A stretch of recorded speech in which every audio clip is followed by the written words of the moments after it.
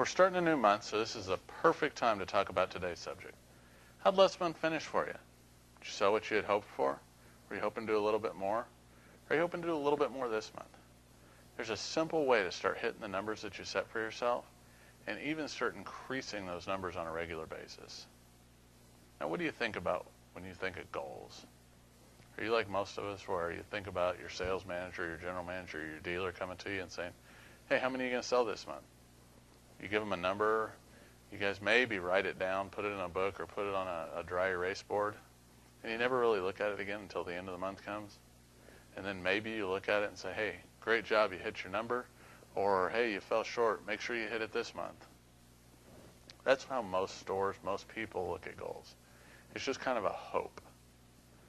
I read a book a while back called Think and Grow Rich.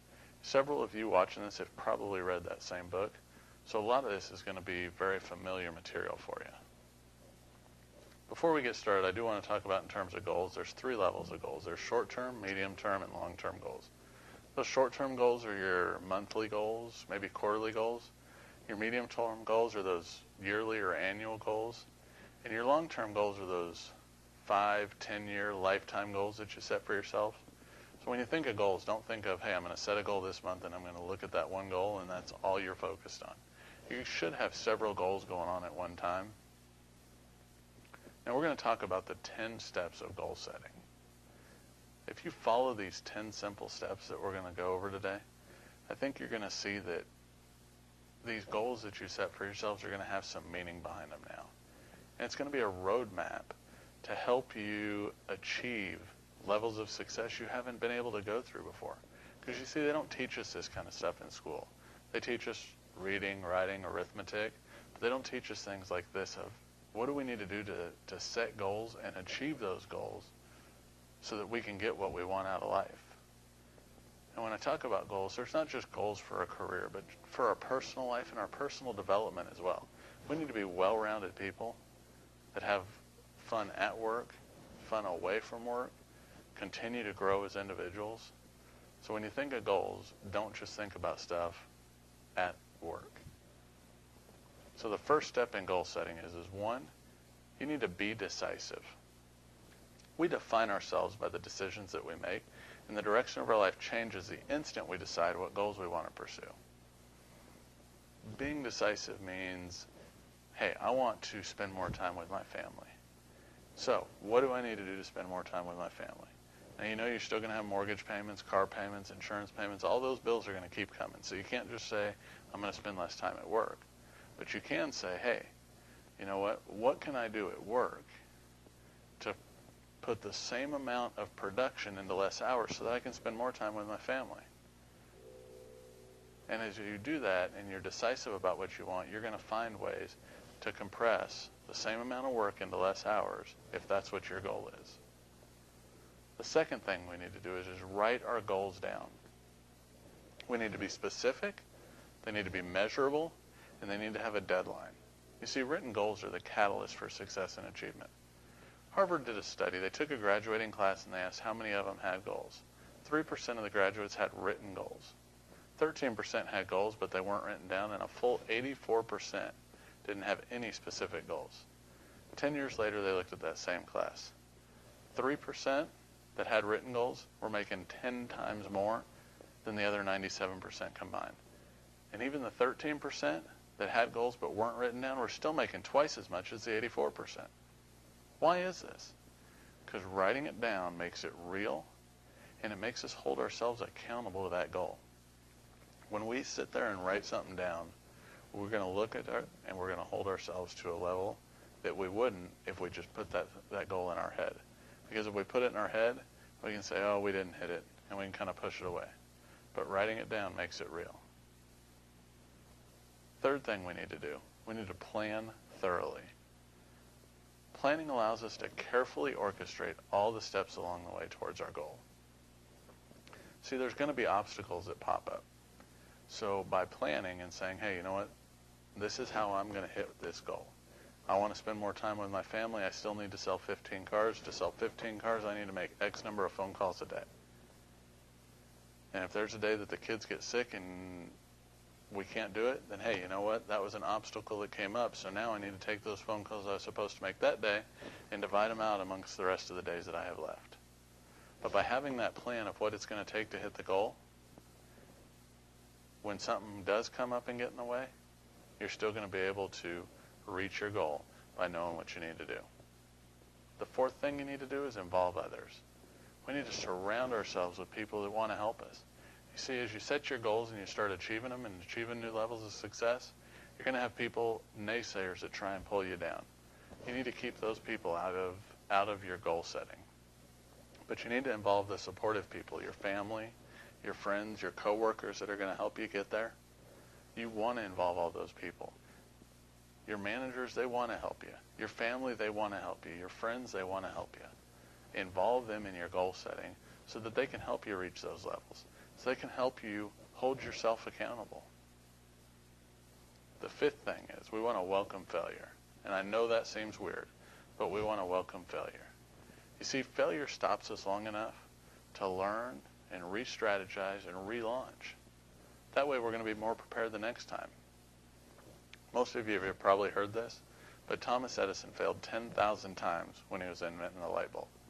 And he was asked, how does it feel to fail 10,000 times? He said, I didn't fail 10,000 times. I learned 10,000 ways it didn't work. We need to have that same level of conviction. When we're not hitting the levels of success we want to, when we're getting frustrated, we need to pull out our goal that we wrote down. We need to look at it, and we need to realize that, hey, you know what? We're going after something bigger here. Welcome failure, learn from it, re-strategize, and relaunch. The sixth thing is we need to take purposeful action. Notice I said purposeful.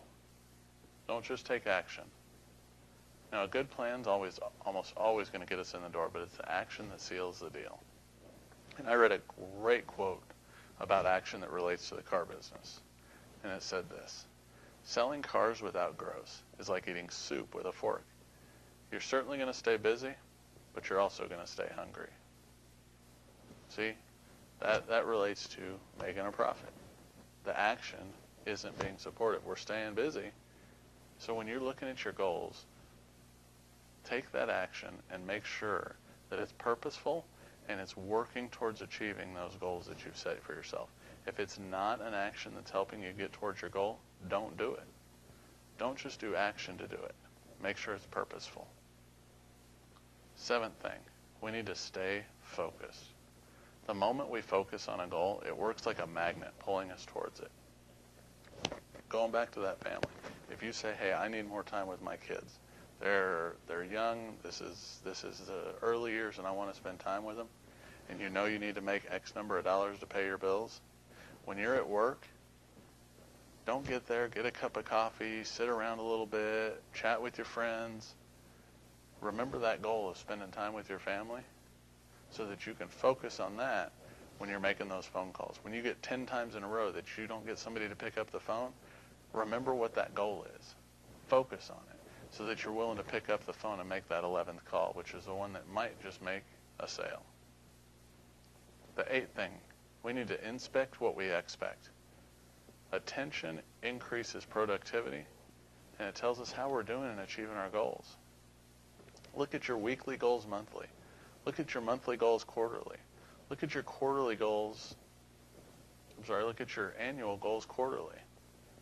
Look at your yearly goals, your long-term goals yearly.